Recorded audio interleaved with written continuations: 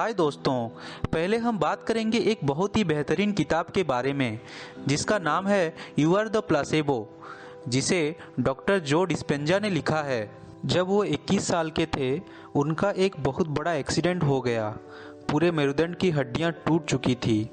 बड़े से बड़े डॉक्टरों को दिखाया, बट सबने यही कहा कि अब उन्हें पूरी लाइफ व्हील चेयर के सहारे जीना पड़ेगा।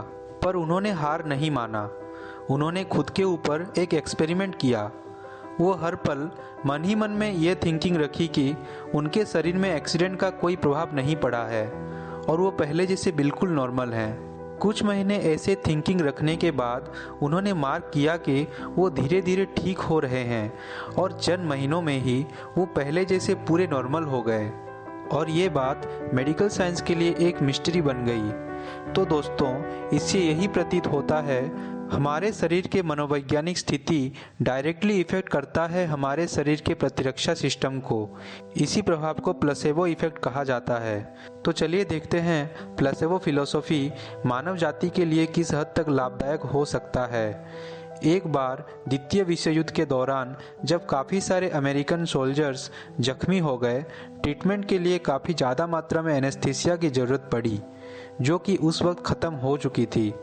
तो डॉक्टरों ने प्लान करके किसी को ना बताते हुए सिरिंज में एनेस्थीसिया के जगह पानी भरा और आहत सैनिकों को देना चालू किया।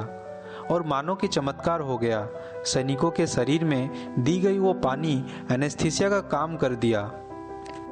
प्लेसेबो इफेक्ट मनुष्य के बिलीफ सिस्टम के हेतु ही काम करता है।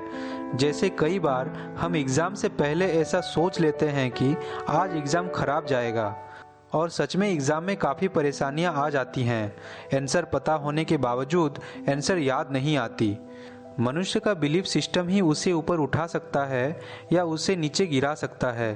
क्योंकि दोस्तों, आस्था से विचार आते हैं, विचार से अनुभूति आती है, अनुभूति का प्रभाव कार्य में दिखता है और अच्छे कार्य से अच्छे परिणाम आते हैं। तो आपको अगर अच्छे परिणाम चाहिए तो आपको पॉजिटिव चीज़ों के ऊपर आस्था रखना ज़रूरी है।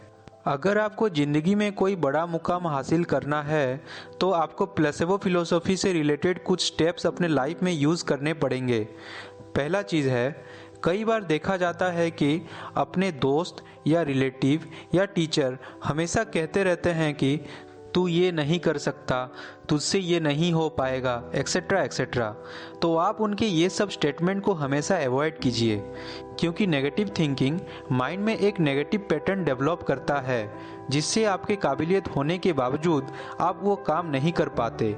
उदाहरण के तौर पर, एक हाथी के छोटे बच्चे को कंट्रोल में रखने के लिए उसे एक चेन से बंधा जाता है। वो उस चेन को तोड़ने की कोशिश करता है, पर कम बल होने के कारण उसे तोड़ नहीं पाता। एक दिन वही छोटा बच्चा बड़ा होकर एक विशाल और शक्तिशाली हाथी बन जाता है।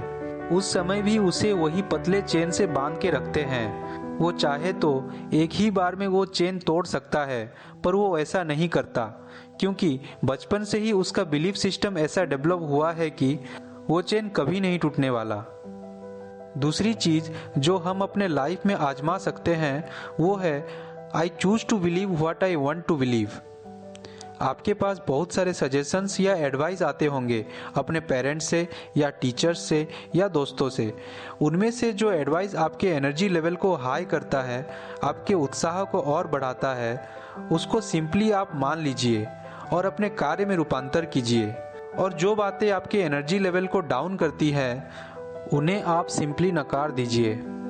उदाहरण के तौर पर, पूर्वी भारत के कुछ जगहों पर एक प्रथा के अनुसार महिलाएं और पुरुष जलते हुए कोयले के ऊपर चला करते हैं। भले इससे पाँव को काफ़ी ज़्यादा क्षति पहुंचती है, पर वो मानते हैं कि ये कार्य उन्हें पाप मुक्त करेगा। और सच में ये क्रिया आने वाले दिनों में उनके सरल और निष्पाप होने का कारण बन जाता है। तो दोस्तों, इससे यही प्रतीत होता है कि हम अपने सकारात्मक आस्था से दुनिया में कुछ भी हासिल कर सकते हैं। आपको मेरा ये वीडियो कैसा लगा कमेंट करके ज़रूर बताएं। और ज़्यादा मोटिवेशनल टिप्स के लिए आप हमारे चैनल को सब्सक्राइब भी कर सकते हैं।